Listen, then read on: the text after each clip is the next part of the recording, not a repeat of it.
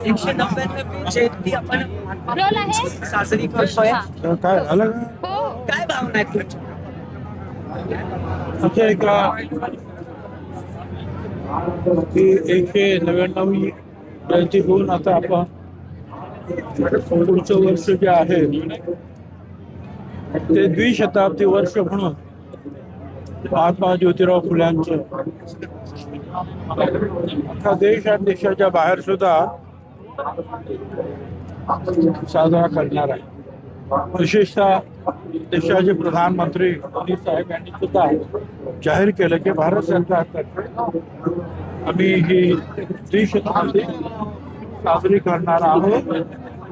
त्याचप्रमाणे फडणवीस यांनी सुद्धा सांगितलं, कमिटी वगैरे त्यांनी नेमली, भारत सरकारने सुद्धा त्यासाठी कमिटी नेमली आणि त्याद्वारे जे आहे त्यांनी सांगितलं की आजपासून वर्षभर वेगवेगळे कार्यक्रम.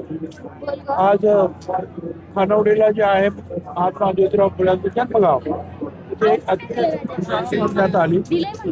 त्याचं उद्घाटन मुख्यमंत्र्यांनी केलं त्यांच्या हातात आणि कॅमेरा त्याच्या कार्यक्रमाला सुरुवात केली. कारण शिक्षण बाकीच्या तर गोष्टी होत्याच, अचूकपणा दूर करणं, शेतकऱ्यांना त्यांचे हक्क काय, त्यांचं कर्तव्य काय, शेतकऱ्यांच्या आसूडमधून चांगलं, गुलामगिरीतून जे आहे लोकांना त्याची गुलामी सहन करावी लागते आणि ती का करावी लागते, सगळ्या गोष्टी ज्या आहेत त्यांनी सांगितलं. शिक्षण जे आहे त्या बाबतीमध्ये त्यांनी जास्त लक्ष दिलं. सावित्रीबाई फुले आणि मग तिथे पहिली अतिशय सुंदर शाळा जी आहे ज्योती सावित्री शाळा खानवडीला सुरू झाली. आता वर्षभर जे आहेत वेगवेगळे संस्था कार्यक्रम करतील, सरकार कार्यक्रम करेल, देशभर हे कार्यक्रम सुरू राहणार. साहेब, असं आपलं सौभाग्य खरं तर चांगलं म्हणावं लागेल, नशीब म्हणावं लागेल. एक अपघात होता राहिलाय. काय नेमकं सगळं घडलं? त्यावेळेस काय घडलं साहेब? मुख्यमंत्र्यांनी चौकशीच्या आदेश दिले. अरे काही अपघात वगैरे काही नाही आहे. चुकून जे काही तार पार केलं आमच्या पायलटला काही सापडलं नाही. कार पार्क मध्ये उतरलं, शांतपणे उतरलं, छान उतरलं, आम्ही छान काय काळजी करायची. सुनेत्रा पवारांच्या जीवाला धोका आहे असं एक SIT ला पत्र दिलंय बीड मधून. असं आहे की हे असेल तर निश्चितपणे त्यांना पण संरक्षण आहे, आणखी संरक्षण मुख्यमंत्री देतील आणि कार्यकर्ते सुद्धा सगळे त्यांची काळजी घेऊ. वारकरी संप्रदायामध्ये प्रतिगामी लोक घुसलेत असं पवार साहेब म्हणतायत.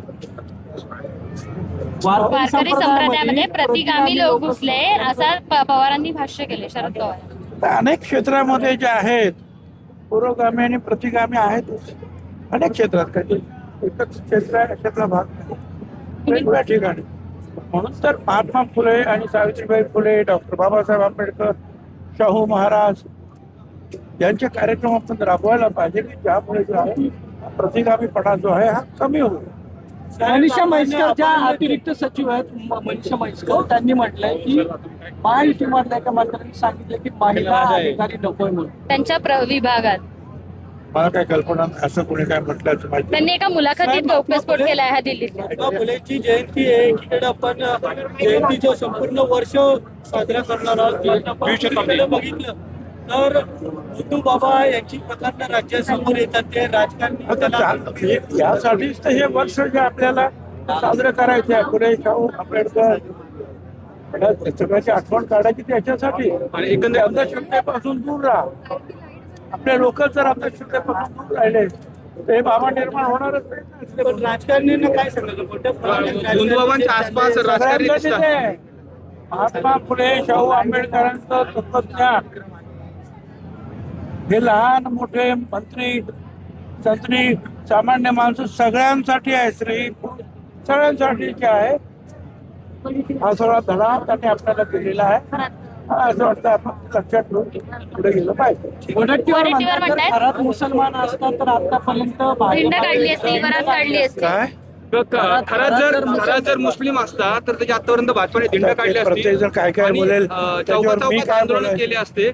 एकंदरीत काय भाजप यांना सेव्ह करते का खरात आणला असं वाटतंय का? कारण की अनेक नेत्यांसोबत त्यांचे फोटो आहेत, त्यामुळे असं वाटतंय का? हे बघा आता माझ्या भोवती सुद्धा असे अनेक लोक उभे आहेत. कोण काय असे कोण बाबा लोक पण आले आपल्या नमस्कार बाबा म्हणजे काय तो माणूस जो आहे तो काय त्याच्या दुष्कृत्यामध्ये काही सामील झालेला नाही. पण हे फोटो मग असे दाखवले जातात. पण त्याच्या दुष्कृत्यामध्ये जे सामील आहे त्याच्यावर गेली 6 महिने मुख्यमंत्र्यांचे जे आहे वॉच आहे त्यातून जे आहे त्यांनी जे आहे ही कारवाई सुरू केली. सर, महिला आयोगाचा अध्यक्षपद नाशिक जिल्हा कायद्याच्या बालेकिल्ला असं सातत्याने सांगितलं जातं. तर नाशिक जिल्ह्यात बाबाची प्रकरणं त्यानंतर वाढता आहेत वाढले आहेत.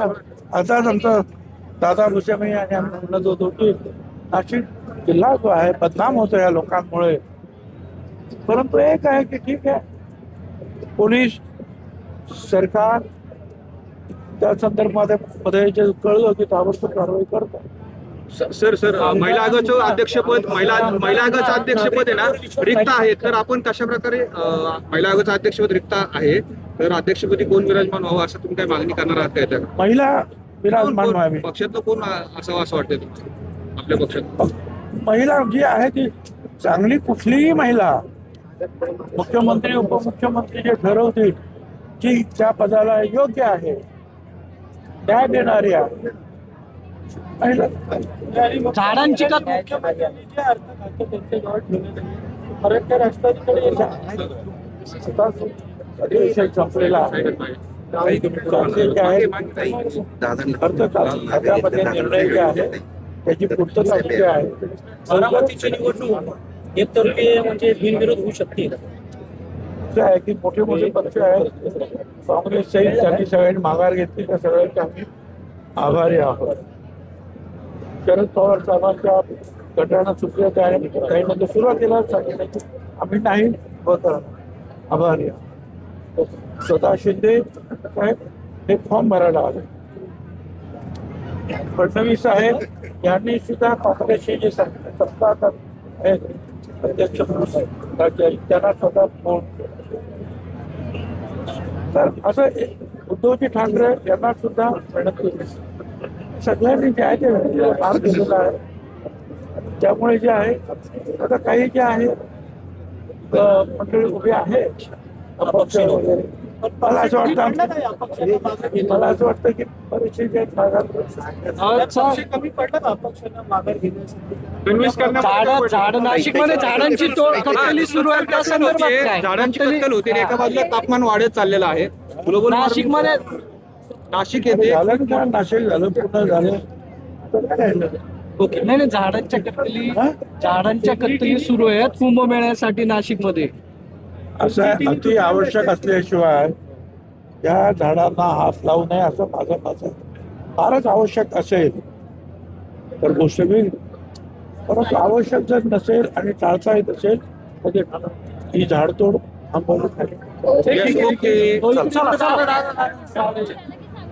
हो 2 मिनिटं.